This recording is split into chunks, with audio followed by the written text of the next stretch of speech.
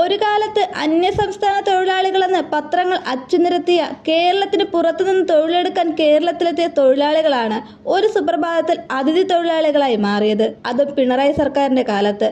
ശരിയാണ്, അതിഥി ദേവോ ഭവ എന്ന വീക്ഷണം ഉരുവിട്ട് പഠിച്ചവരാണ് നമ്മളെല്ലാവരും. തിഥി നോക്കാതെ ഭവനത്തിലെത്തുന്നവനാണ് അതിഥി.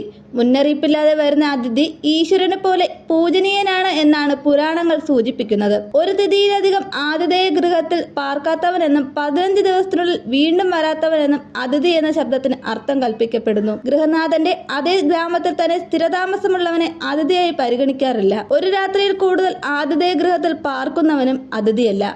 അതിഥിയും മീനും 2 ദിവസം കഴിഞ്ഞാൽ ചീഞ്ഞു തുടങ്ങും എന്നാണ് ഡച്ച് പഴമൊഴി. തൈത്തിരീയോപനിഷത്തിലാണ് അതിഥിയെ ദേവതുല്യനായി പ്രകീർത്തിക്കുന്നത്.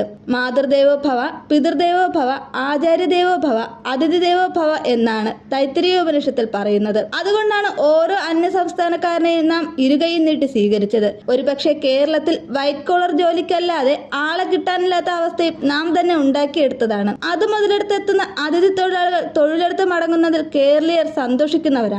എന്നാൽ ഇന്ന് അതാണോ കേരളത്തിലെ സ്ഥിതി?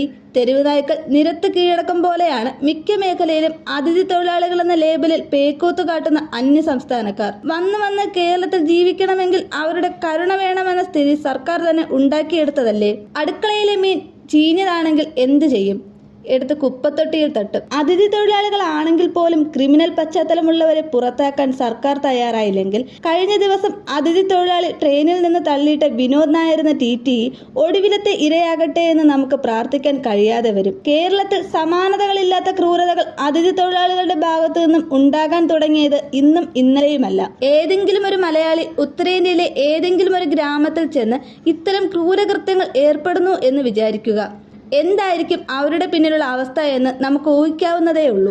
നായ കുറിച്ചതിന്റെ പേരിൽ അതിഥി തൊഴിലാളികളുടെ മർദ്ദനത്തിൽ ഹൈക്കോടതി ജഡ്ജിയുടെ ഡ്രൈവർക്ക് പോലും ജീവൻ നഷ്ടപ്പെട്ട ദിവസങ്ങൾക്ക് ശേഷമാണ് മിടുക്കനായ ഒരു TTEക്ക് ആത്മാർത്ഥമായി തന്റെ ജോലി ചെയ്തതിന്റെ പേരിൽ ഇപ്പോൾ ജീവൻ നഷ്ടമായിരിക്കുന്നത്. ആലുവയിൽ 5 വയസ്സുകാരിയെ ക്രൂരമായി പീഡിപ്പിച്ച് കൊലപ്പെടുത്തിയ കേസും പെരുമ്പാവൂരിലെ ജിഷ കേസും ജോലി കഴിഞ്ഞ് വീട്ടിലേക്ക് പോവുകയായിരുന്ന സൗമ്യ എന്ന പെൺകുട്ടിയുമൊക്കെ നമുക്ക് മുന്നിലേക്ക് വെക്കുന്നത് വളർന്നു വരുന്ന തലമുറയ്ക്ക് എന്ത് സുരക്ഷിതത്വമാണ് ഉള്ളതെന്ന ചോദ്യമാണ്. ആ ചോദ്യത്തിന് ഉത്തരം കണ്ടെത്താൻ സർക്കാരിനായില്ലെങ്കിൽ ജനങ്ങൾ നിയമം കയ്യിലെടുത്താലും തെറ്റു പറയാനാകില്ല. ഇന്ത്യയിൽ കുടിയേറ്റ തൊഴിലാളികളുടെ എണ്ണം അതിവേഗം ഉയർന്നുകൊണ്ടിരിക്കുന്ന സംസ്ഥാനങ്ങളിലൊന്നാണ് കേരളം. ഇന്ന് കേരളത്തിലെ കുടിയേറ്റ തൊഴിലാളികളുടെ എണ്ണം 40 ലക്ഷത്തിലേറെ വരുമെന്നാണ് അനൌദ്യോഗിക കണക്ക്. അതായത് കേരളത്തിലെ ജനസംഖ്യയുടെ 12%. കേരളത്തിൽ അതിഥി തൊഴിലാളികൾ എത്രയുണ്ടെന്ന വ്യക്തമായ കണക്ക് സർക്കാരിന്റെ കയ്യിൽ പോലുമില്ല. ചില കവലകളിൽ ആ നാട്ടിലെ ആളുകളെക്കാൾ കൂടുതലെന്ന് അവരുടെ കേന്ദ്രമായിട്ടുണ്ട്.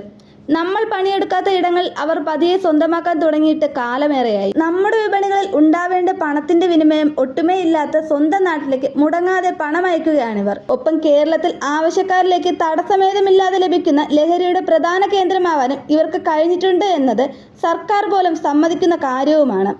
എന്നിട്ടും ഇവർ കേരളത്തിന്റെ ഒഴിവാക്കിക്കൂടാത്ത ജനസമൂഹമായി മാറിയതിന് നമ്മൾ ഓരോരുത്തരും തന്നെയാണ് കാരണം. പെരുമ്പാവൂർ അതിഥി തൊഴിലാളികളുടെ വിഹാര കേന്ദ്രമാക്കി മാറ്റിയെടുത്തതും മലയാളികൾ തന്നെയാണ്. അമിത ലാഭത്തിന് വേണ്ടി അതിഥി തൊഴിലാളികളെ കൊണ്ടുവന്ന് പാർപ്പിച്ച് അവരില്ലാതെ സ്ഥാപനം ചലിക്കില്ലെന്ന അവസ്ഥ വരുത്തി തീർത്തു. അത് മുതലെടുത്ത് കൂടുതൽ പേരും തങ്ങളുടെ നാട്ടിൽ പോലും കിട്ടാത്ത ലഹരി യഥേഷ്ടം ഉപയോഗിച്ച് തെരുവിലിറങ്ങി അക്രമ പ്രവർത്തനങ്ങളിൽ ഏർപ്പെടുന്നു. കിഴക്കമ്പലത്തെ ഒരു ലേബർ ക്യാമ്പിൽ തൊഴിലാളികൾ തമ്മിലുണ്ടായ തർക്കം പരിഹരിക്കാനെത്തിയ പോലീസിനെ പോലും അവർ അടിച്ചോടിക്കുന്ന സ്ഥിതിയുണ്ടായി. എന്നിട്ടോ ലജ്ജാകരമെന്ന് പറയട്ടെ, ആ തൊഴിലുടമ അവരെ ന്യായീകരിക്കുന്ന നിലപാടാണ് സ്വീകരിച്ചത്. കഴിഞ്ഞ ദിവസത്തെ വിനോദിന്റെ ദാരുണ കൊലപാതകവും മദ്യലഹരിയിൽ ചെയ്തുപോയ ഒരു അബദ്ധമായിരുന്നില്ല. ടിക്കറ്റ് ഇല്ലാതെ റിസർവേഷൻ കമ്പാർട്ട്മെന്റിൽ യാത്ര ചെയ്തതിന് ഫൈനടിച്ച് TTE പക കൊണ്ട് തള്ളിയിട്ടതെന്നാണ് വ്യക്തമാകുന്നത്. എറണാകുളം സ്വദേശിയായ TTE വിനോദിനെ കൊല്ലണമെന്ന ഉദ്ദേശത്തോടെയാണ് പ്രതി ഒഡീഷ സ്വദേശി രജനീകാന്ത് തള്ളിയിട്ടതെന്ന് FIRൽ പറയുന്നു. ഞാൻ ഇങ്ങനെയാണ് തള്ളിയത്, അയാൾ താഴെ വീണു എന്നാണ് പ്രതി പോലീസുകാരോട്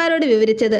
ട്രെയിനിലെ സീറ്റിൽ കിടന്നുകൊണ്ട് വലിയ ശബ്ദത്തോടെയാണ് പ്രതി ഇതെല്ലാം പറയുന്നത്. തന്നെ ഒഡീഷയിലേക്ക് കൊണ്ടുപോകണമെന്നും അയാൾ കൂടെ പറയുന്നുണ്ട്. ഇതെല്ലാം വിരൽ ചൂണ്ടുന്നത് കേരളത്തിൽ എന്ത് ചെയ്താലും തങ്ങളുടെ നാട്ടിൽ പോലും കിട്ടാത്ത സുരക്ഷിതത്വം ഇവിടെ കിട്ടുന്നുണ്ട് എന്നതാണ്. അതുകൊണ്ട് ധൈര്യമായി എന്തും ചെയ്യാമെന്നല്ലേ.